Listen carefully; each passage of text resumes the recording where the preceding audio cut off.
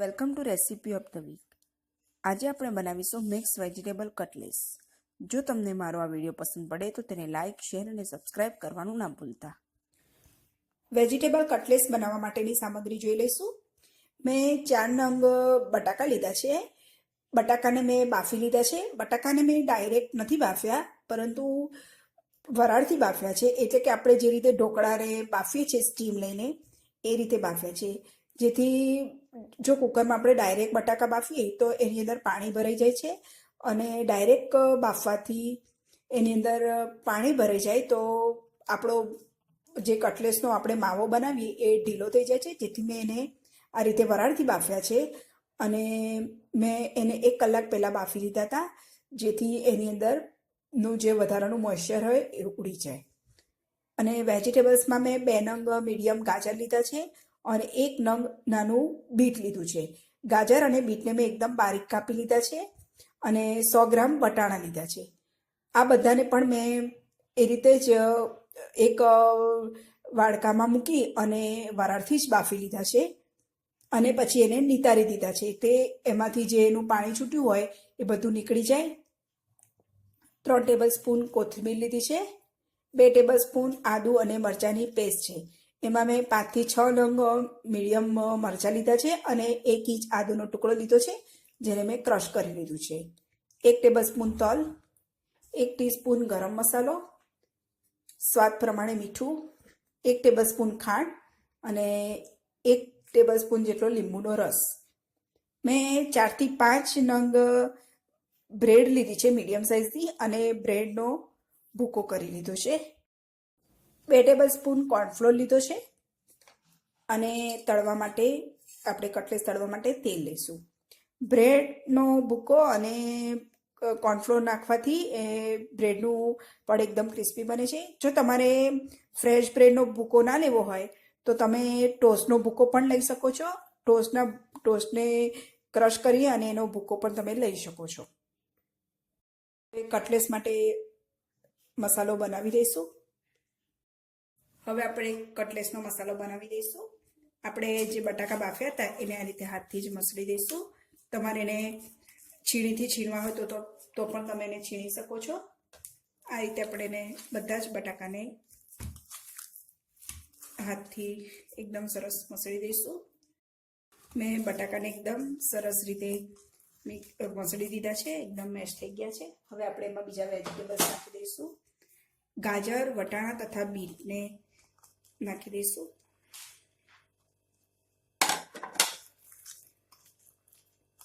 અને બીજા બધા મસાલા હવે સાથે જ કરી દઈશું. આદુ મરચાંની પેસ્ટ નાખી દઈશું. સ્વાદ પ્રમાણે મીઠું, લીંબુનો રસ. લીંબુના રસને બદલે તમે આમચૂર પાવડર પણ નાખી શકો છો. ખાંડ, તલ, ગરમ મસાલો, કોથમીર. હવે પહેલાં આટલું આપણે મિક્સ કરી દઈશું.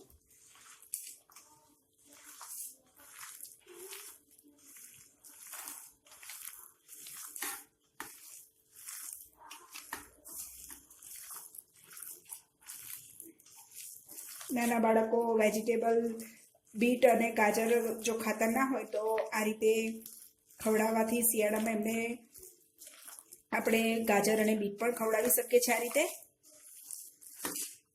અને કટલેસ એકદમ સરસ લાગે છે ટેસ્ટમાં. તમે એનો સ્ટાર્ટર તરીકે ઉપયોગ કરી શકો છો, અને બાળકોને નાસ્તામાં પણ તમે આપી શકો છો.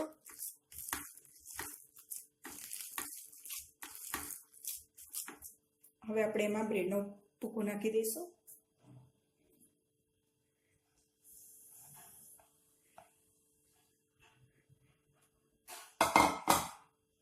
અને કોર્નફ્લોર પણ નાખી દઈશું. હવે હાથથી બરોબર મિક્સ કરી દઈશું.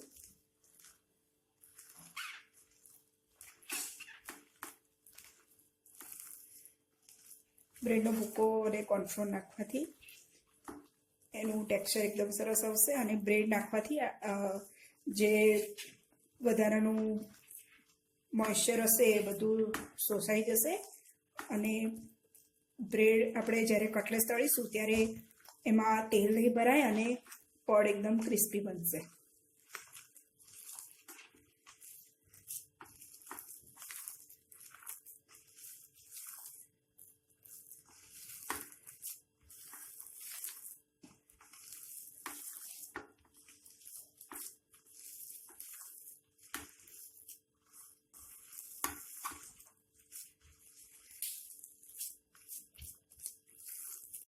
હવે આ રીતે મસાલો એકદમ સરસ મિક્સ થઈ ગયો છે. હવે આપણે એને કટલેસનો શેપ આપી દઈશું.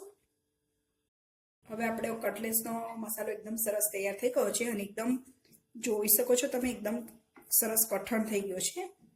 હવે આપણે એને કટલેસનો શેપ આપી દઈશું. એના માટે મેં આ રીતે જે કટલેસનું મોલ્ડ આવે છે એ લીધું છે અને આપણે સૌથી પહેલાં આ રીતે થોડો મસાલો હાથમાં લઈ અને એનો ગોળો વારી દઈશું અને એને આ રીતે મૂકી અને આપણે અંદર મૂકી દઈશું.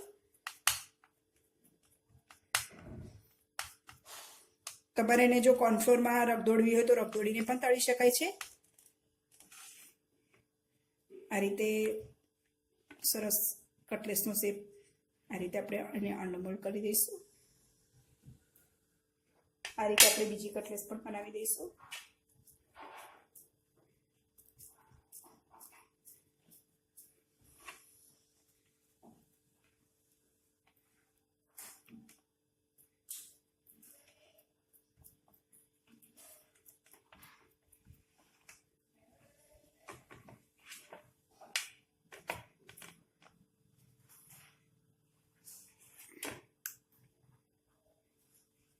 આ રીતે એકદમ ધીમે ધીમે લઈ લેવાની છે. તમે જોઈ શકો છો એકદમ સરસ શેપ આવી ગયો છે. આ રીતે હું બધી કટલેસ બનાવી દઈશ. હવે મેં આ રીતે બધા મસાલાને કટલેસનો શેપ આપી દીધો છે અને આ રીતે બધી જ કટલેસ તૈયાર કરી દીધી છે.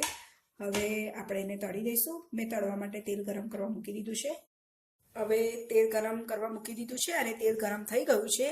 આપણે કટલેસ તળવા માટે ગેસની ફ્લેમ હાઈ રાખવાની છે, કેમ કે જો ગેસની ફ્લેમ ધીમી રાખીશું તો અંદર તેલ ભરાઈ જશે અને આપણે બધા જ વેજીટેબલ્સ બાફેલા છે એટલે તળાઈ પણ જલ્દી જશે. હવે આપણે કટલેસ તળી દઈશું.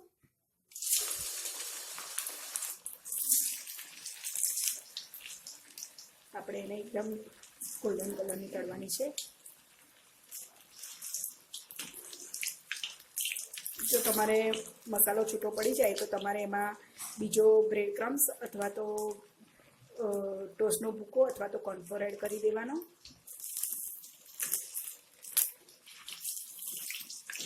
અને તમે એને બહારથી પણ કોટિંગ કરી શકો છો કોર્નફ્લોરથી. તમે જોઈ શકો છો એકદમ છૂટું નથી પડ્યું સહેજ પણ અને એકદમ સરસ તળાઈ ગઈ છે.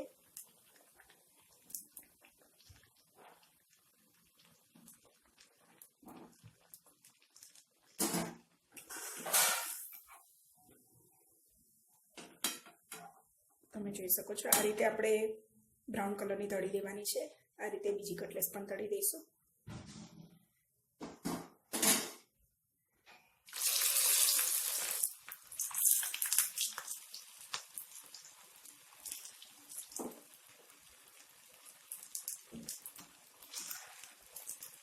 આપણે વચ્ચે એને હલાવવાની નથી, કેમ કે તૂટી જશે તો અંદર તેલ ભરાઈ જશે.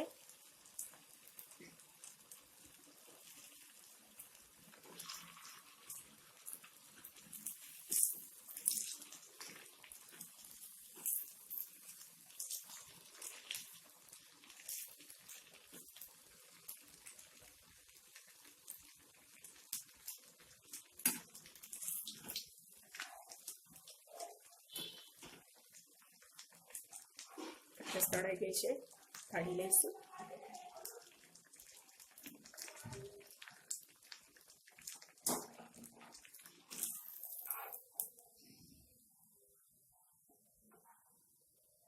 આ રીતે હું બધી કટલેસ તળી દઈશ. તૈયાર છે વેજીટેબલ કટલેસ. અને આ રીતે બનાવવાથી કટલેસમાં બિલકુલ તેલ પણ ભરાતું નથી અને ટેસ્ટમાં પણ બહુ સરસ લાગે છે. તો તમે પણ આ રીતે ટ્રાય કરો.